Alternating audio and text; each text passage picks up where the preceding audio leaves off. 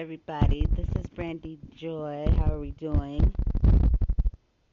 Just want to welcome you and thank you for tuning in to me and a voice to be reckoned with, second edition.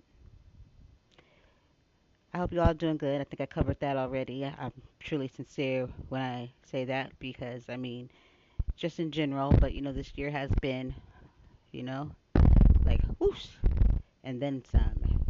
And I know for some, even now as we wait for this day to come, it's probably like, you know, just stressful or just wondering or curious or anxious. Some may say none of the above. It doesn't matter. They ain't worried about nothing. They don't care about this stuff. It's to each its own. But we must care at some point. That's just a cop out. Because let me tell you why that's some bullshit stuff. Because if you don't care, you would never speak on the matter. And let's move on. So today we're going to be I'm going to be going over some things, guys. And this today, um, we'll be focusing in on, in, sorry, the Constitution of the United States of America. And this is from the National Constitution Center, an interactive constitution. Uh, so I'm hoping that we will pay attention and get something out of it. I know for me it's important that we do know these things. You know, very important. And we're gonna hit on a lot of this stuff today. So I hope that we take heed and I hope that we enjoy. And these are things that we should be installing in our kids and having them, read. They need to know these things because the more informed, the more education, we make sure it's there, the better off they know it's forth. Well, they know their rights. They know how to smell the malarkey. They know the bullshit. You know, you got to prepare them for the bullshit, y'all. I don't know how many of you are familiar with the Constitution or the amendments. Uh, and if you are, kudos. If you are not, I think it's something everyone should know. And don't let anyone steer you from that, because people will. Not everybody has your your intention. Their intentions aren't always good, and usually it's always negative. And instead of supporting the want or the knowledge of certain things or seeking it, we should always congratulate someone that wants to learn or grow more. It's beneficial. There's no harm in it. And like I said, if you're from here, then you're a fool if you're telling someone they don't need to know it and leave them, you know, you leave them unwoke, if that makes sense, or without a piece of the huge puzzle. So just take that in consideration when someone has influence and they say some shit like that. You let them know that's the most uneducated response to something you've ever heard because they might have their own agenda or angry. They don't need to learn that. Don't listen to it. Ignorance is bliss, and let them sail on that boat all by themselves. Because if you're a citizen from here, then you need to know this shit. And if you feel that way, evaluate your life, decisions you made or you make, and then put the pieces together and see why it doesn't get you anywhere. Because your own stinking thinking, and you're using your ignorance to fuel your agenda or your attitude, and it's a fool's game. You know, it's like tying your shoe and and tripping over your own shit, your own shoelaces and shit. This makes no sense. As we can see, we can see it right before us today. When you get to see the when you get to see the integrity of people, and shit really comes out, and you find it's, and it really is that money, money, money. Somebody else be talking a good game and how they for this, for that, and next thing you know, they on some other mess over some money. So you know what I'm saying? Integrity plays a good part, a big part in society and how we do things, the structure of our constitution. And if you lack that shit, then I'm looking at you sideways, and I really ain't rocking with you, 'cause you can be bought, bro. Anywho, so Richard Beam, uh, different people, Stephen G. Calabresi. You'll hear these names here. They basically wrote some pieces and opinions and stuff about you know um, the Constitution, basically. Uh, you can go online, you can go to the library, but you can go online or even a Play Store. It is too accessible. People do the most wasteful time thinking and doing nothing, playing around. And this right here, stuff like this is just too easy to put into a search engine and get that knowledge. So you know what I mean. Let's get that knowledge, chase that knowledge. But we're gonna start off here. I think this is a good place to start off. Very much so. So let's do this. Y'all ready? You sure? Okay. All right. So I'll just start here. So the Constitutional Convention of 1787, a revolution in the government. Now, this was my original piece that I had put in front of me, but the devil was a liar because it was perfect and it hit everything, boom, boom, boom, just where I was going at with all of this. Because you always have to have a point, going back and forth. You know what I mean? That's a fool's game. Let's go. So Richard R. Beeman, and he's did this piece, and he says that it's okay. The United States Constitution has become the primary text of America's civil religion, and as a nation, it's lacking a common religion. We the people. Key in that on that. You hear that a lot. I know I say that. We the people. I say it a lot of my shows. I think I have one called somewhere in We the People. We the people have come to worship our Constitution as the scripture that holds us together. And virtually all of the public opinion polls conducted on the subject, and Americans not only express the reverence for the Constitution, but also their strong opinions about its meaning. And indeed, many Americans, whether it's the Tea Party members, the left wing critics, or growing inequality in America, Democrats or Republicans in Congress, and justices of the United States Supreme Court feel so passionately about our founding documents that they claim that they alone are the true defenders of the ideas expressed in them, and that their opponents are not only mistaken but misguided, but in some cases downright un-American. But in fact, whatever their passion or reverence for American Constitution, most Americans lack even a minimum historical understanding of it. In one recent survey, the example, 71% of Americans believed that the phrase "all men are created equal" appeared in the Constitution, not in the Declaration of Independence. Well, even more amazing, in another poll, a third of Americans expressed the belief that Declaration of Independence was written after the Civil War. This brief introductory is going to cover these things, okay? Uh, that right there is just interesting already. What people don't even know what came, when, where, and what's and what. It matters. It's important. Don't just throw out words and be like, well, it's here. It was put here. Because then you screw it all up. Look at the world now. Screwed up.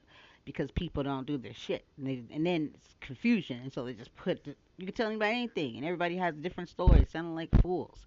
You know what I mean? Read for yourself. Don't be an idiot. That's an idiot's game when you don't look for information yourself. When you let someone give it to you and you don't seek it, that means they could be telling you anything. And as you see, boom. When you blindly walk around into somebody and you support them, and you don't even know anything about them, that's a fool's game.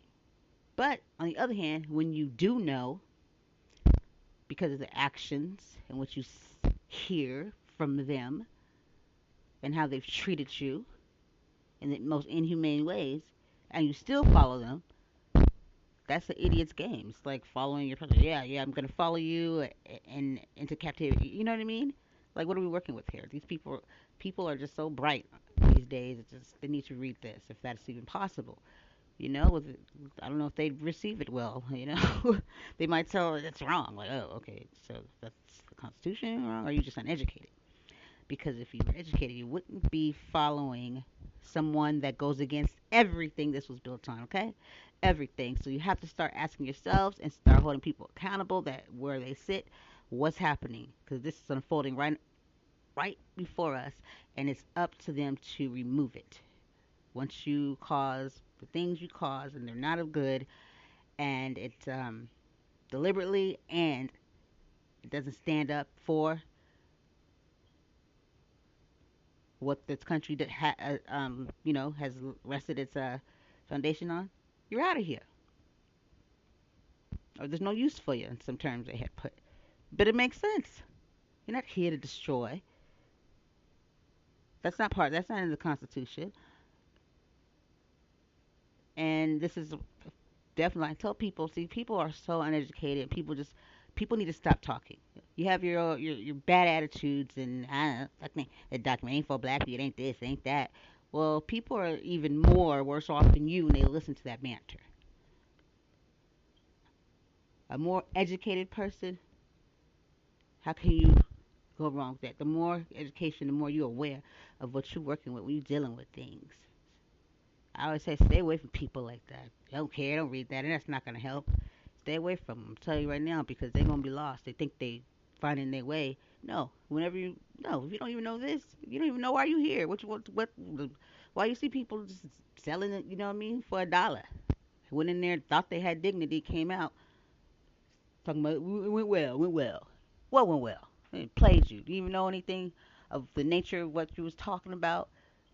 Probably not, because you probably wouldn't have did the shit. But anywho, I just tell you guys, I just tell you. Can you believe the malarkey that's going on around these days? It's ignorant folks. So,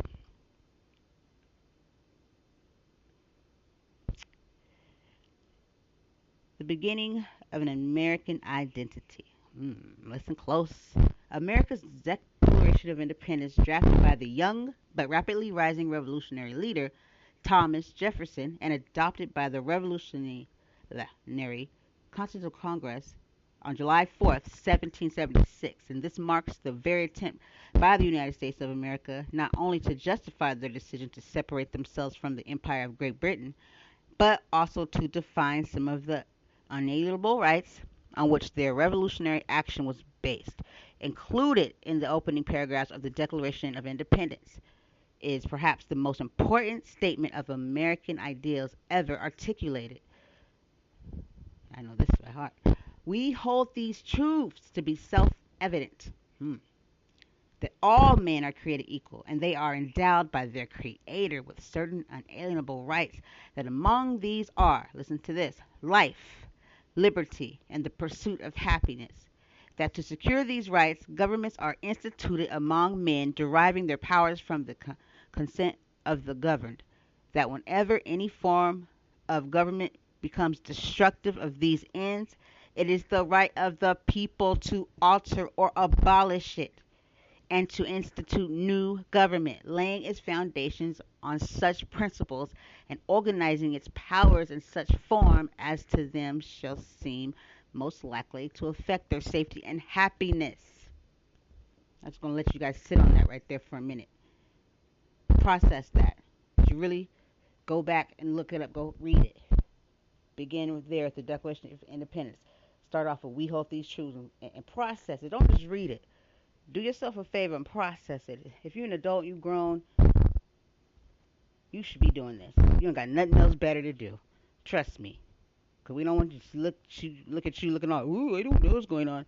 Because you wanted to play video games or you just like, Some people are really that mentally slow, I guess I would say. We're dealing with a bunch of adults here, human beings, adults. But when it comes to stuff like this, they get very like childlike, like kind of slow, if you know what I mean, because they're not receiving it. It's not important. It doesn't strike them. They'd rather do worldly stuff, but stuff that like kids do in that manner because they're an adult. Like we're doing adult things, and you are laughing at it, and you want to do. It's not a good look. It might need to take a look at it, doctor, and diagnose that shit. But what I'm saying is, you should not know this. You should not seek this. And if you're playing video games and you don't know this, I think that's a problem. It says a lot. It's very unattractive because that means you're not gonna make it. You're not gonna make it because you don't even know what you're doing. You don't even know what you fall for anything as you do probably, and don't even realize when you are in the right of something when something's not right, and you just do whatever. You just fall into it because you don't know no better. Slide you right into some shit without even asking because you think that's the way it's supposed to be because you're not educated. As a human being, first of all, you should just feel these things, certain unalienable rights, and then you should just know how it works. And if you don't, how many times you've been in a situation where you didn't even have to be because you played yourself? It's kind of like a little kid in a way, very kiddie like, because you don't know no better. Are you waiting around for somebody to teach you some shit? You're old enough now, seek it. You should be seeking knowledge every chance you get. If you're not, whatever you're seeking, that's going to be the demise of you. And that's the way you're going to leave here. Get your shit together. Grow up. Let's move on. So did you guys, really, really embrace that? Okay? I'm going to need everybody. I'm going to need all the racists. I'm going to need all the, all of it. Especially racists. And our government. Because, how can you not? You should be, checking this out, every morning. You know? Read it. Embrace it. Shouldn't be up in there if you don't even hold these things together. This shit is saying here, but we're going to keep going. Those ideas of the equality of mankind, that governments are based on the consent of the governed, that is the fundamental obligation of a government to serve the needs of the people it governs, and indeed that it is the right of the people to abolish a government that does not serve those ends, has formed the basis of American government and society from that time forward.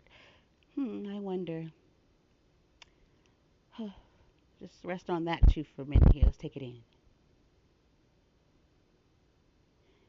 As a part of the decision for independence, the United States moved forward to create the first written constitutions of the world's history. And most of those constitutions, in addition to crafting specific outlines of the way in which they were, in the way in which their new state governments should function, included declarations of rights. These declarations articulated in specific fashion in the nature of the unalienable rights referred to in the Declaration of Independence. Rights such as freedom of speech, freedom of religion, the right of trial by jury, the right to bear arms in the context of a citizen's militia. Remember? Let me go back. The rights to bear arms in the context of a citizen's militia, and many, many others. These state constitutions were bold revolutionary experiments, and in many cases, because they were the first time state political leaders sought to write down the way the government should function, and they were far from perfect. But there were an important step forward in the notion that the purpose of governments was to serve the public interest while at the same time protecting individual liberty. Why am I feeling like we're being bamboozled? Shortly thereafter, the 13 soon to be independent states created in Articles of the Confederation. Although some regard it as America's first federal constitution, in fact, it gave so few powers to the Central American government that it was more like a treaty among the 13 independent states than a constitution for a new nation. It amounted to little more than a league of friendship in which each state retained its sovereignty, freedom, and independence. Although it gave the central government substantial responsibilities, including the common defense and the security of their liberties and their mutual and general welfare, it denied to the government most of the powers necessary to carry out those responsibilities, including the power to tax and to regulate commerce among the independent states. Moreover, the Articles of the Confederation failed to provide for a chief executive capable of giving energy and focus to a new central government. Hmm. Wow.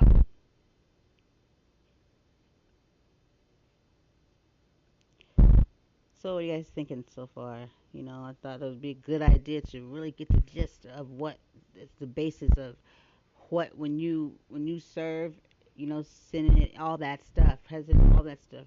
These are the bases. You know what I mean? Of where your decisions, if it's basically said little to minimum or none, um, fuse or willing to not work with the other. It's really because everybody you stick to, you know. So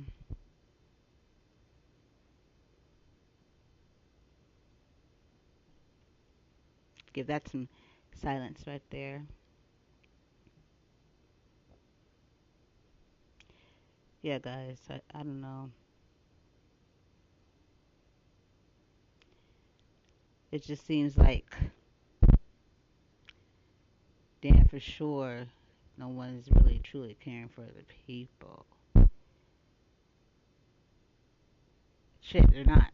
Okay, and we know this. We're the people. Okay, they keep saying, but it's their job to make sure that we succeed, that we have the tools and the things that we need. It's their job to make sure we're safe. Healthcare, all that stuff. That shit's included. It's not gonna say healthcare, but I mean, come on. If we stand for something clearly here, that's not something that someone should just not have because they can't afford it. Because that's the case, that's just a known thing, and someone should just know this instead of having them try when you know this. But I think it's just bull crap. And when we do things like that, put someone in a situation where they can't pay medically. This happened to my mother. Yeah, my mother had to deal with the way the world is, these things that stop you from getting all the help that you need. So that doesn't sound like taking things away that are helping people. It totally goes the opposite. And once those things come into play, eyeballs should be rolling. But you already know there was impeachment, but then there was acquittal. I mean, actually, yeah, acquitted. What for? What you went through all that to what? Same shit with Bill Clinton, and there was one more. I think it was Andrews. I'm not sure, but it's only like three that ever got acquitted, and I don't know if the first one got acquitted, but I definitely know Bill and this guy did. So makes you want to know what that process is. You should want to know. Don't be scared. They got to be some idiots to think that we should know these things. They know them. They want us to stay stupid. So, so be it. If we educate ourselves, then go. What I'm going to do, I'll sit down with you. Okay. I'm not. I'm going to teach myself. I'm not going to be walking around here dumb. You see, freaking the president. He wants to take. He doesn't want us learning history. Who does that? Oh yeah, but I should go vote for him because he has our best interest. What are you freaking smoking? I don't get it. I don't get it. I don't get it. No one gets it. Not one solid thing. Anyone. No one can give versus a tag break. Okay, you're a sellout. Next. And that doesn't have to be tagged race. It's just your whole existence basically, because that's what you run off of. That'll be your demise. But character and integrity, that's all a person really has. If you don't got that, you're a joke to everybody. And so we done discovered a few jokes these days, and they don't like it. Well, you should have thought about that before you got out there, and you did that right there. You're not a thinker. You don't make smart choices, obviously. no better than those guys there. Just follow them everywhere blindly. So nobody wants to deal with you because nobody trusts that you know what you're doing. You have to deal with that, whomever I'm talking to. Hint, hint. Hmm. I don't get it. People do stuff and then they get mad because people call them out on it or don't like it. It's like, well, you did think about this first, didn't you?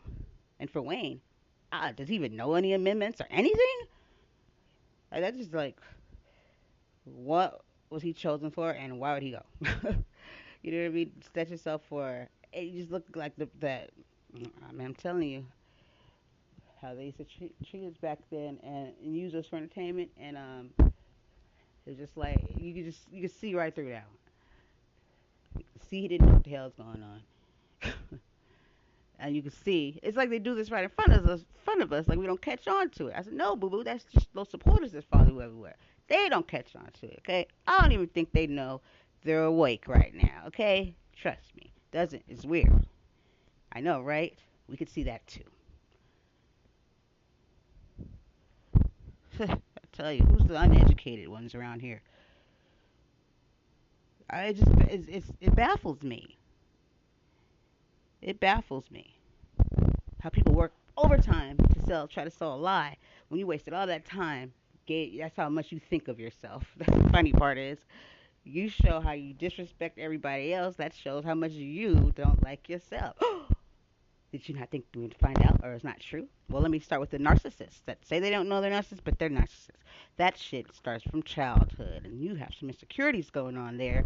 You don't like yourself, so we can get into that. I did an episode on it. Hopefully, I'll be doing another one with my buddy Tina Marie because she knows a lot about it. But I did a little studying, and I was like, dang, I know a few narcissists. They need to listen to this, you know? Because if it's you, I'm help you out. I'm telling you, it's you. I'm doing the show, so if you listen to it, then consider it a favor. You know, don't send every day nothing for you. But it gives it. I tell you, if do some research on what a narcissist is, and you'll be like, so basically, you're telling me I'm talking to one every day.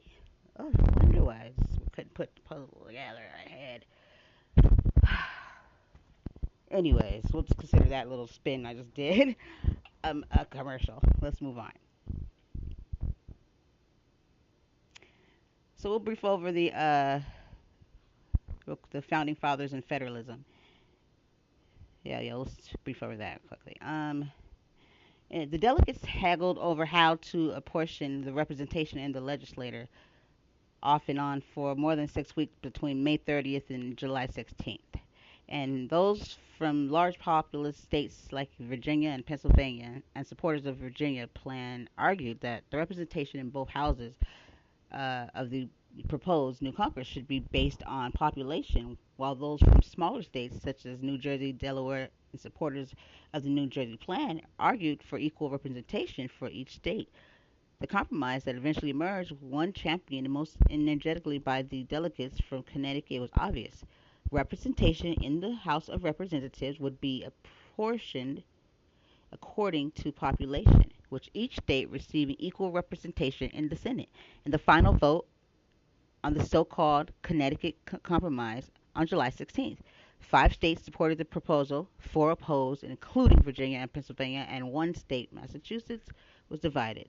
And then James Madison and many of his nationalist colleagues were disconsolate and convinced that the compromise would destroy the very character of the nature. I mean, of the the very character of the national government, and they hoped to create. They felt it was a threat towards it, and but in the end, recognizing the folly of allowing their desire for their perfect plan to become the enemy of the good, they acceded to Connecticut compromise. Interestingly, during that subsequent popular vote and ratification of the Constitution in the 13 states, Madison would use his defeat in the controversy over representation to fashion an entirely new definition of federalism. In the Federalist, He defended the proposed new constitution against its critics by praising the different modes of representation in the House of the Senate, with the House representing the people of the nation at large and the Senate representing the residual sovereignty of the states, as one of the features that made the new government part national and part federal. Yeah, this is an interesting one. I think we'll stop off here and pick up on another show. This is creating an American president. Let's give this some listening. The debate among the delegates over the nature of an American presidency was more high toned and more protracted than that over representation in the Congress. At one extreme, nationalists like James Wilson and Governor Morris argued forcefully for a strong, independent executive capable of giving energy, dispatch, and responsibility to the government. They urged their fellow delegates to give the president an absolute veto over congressional legislation. At the end, at the other end of the spectrum, Roger Sherman, a plainly dressed but clothed like plain spoken man, delegate from Connecticut who would prove to be one of the most influential members of the convention, spoke for many delegates, and when he declared that the magistracy was nothing more than an institution for carrying the will of the legislator into effect, this led Sherman to the conclusion that the president should be removed from office at pleasure anytime a majority in the legislature disagreed with him on an important issue. In the end, it was compromise, and that once again won the day. The delegates agreed to give the president a limited veto power, but one which could be overridden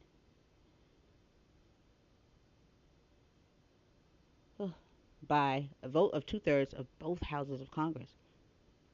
Hmm. Definitely, definitely is sounding pretty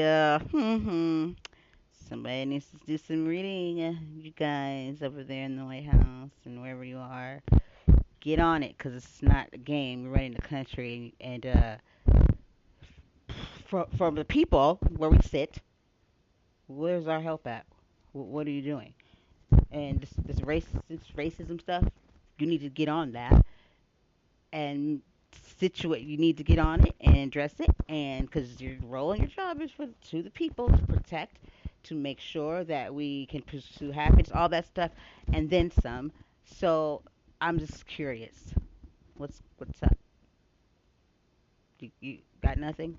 It's either gonna be they got nothing or they just sell you a bunch of bullshit. And this is what I'm saying. It's grown country grown on bullshit. You know what I mean? Like who's going to finally grow a pair and get grow some intact? Just don't come out of that same bull. Be willing to grow, and if you know you're not, and you're a certain age, what are you doing? Like, is it, what's happening here? It's not a good look. It looks very special, you know, learning, or whatever you want to call it. I'm sorry, I just tell the truth. And that's what it looks like from the outside looking in. So if this is you, then, I mean, this is about people, I don't care what they, but the point is, they're in here, my living room, do what you want to do. Because here in America, we have those choices. Once that is compromised, everything it, it goes against this very thing, the Constitution. And for one to step on that and to fight it, I wouldn't want to be you. I really wouldn't. But thank you so much, everybody. I definitely can't wait until we get to touch more into this because this is needed. So many people have just screwed themselves by not educating themselves. You know, some point you become a certain age, it's like, no more saying mom didn't get my homework together or anything Because if you're a grown man, like I said, very special, like, and it's not attractive. If you're not willing to grow because of whatever reason, then that's your lack of self worth. Figure it out. Thank you so much, everybody. You guys are always welcome here. And since Brandy Joy's a voice to be reckoned with, the second edition.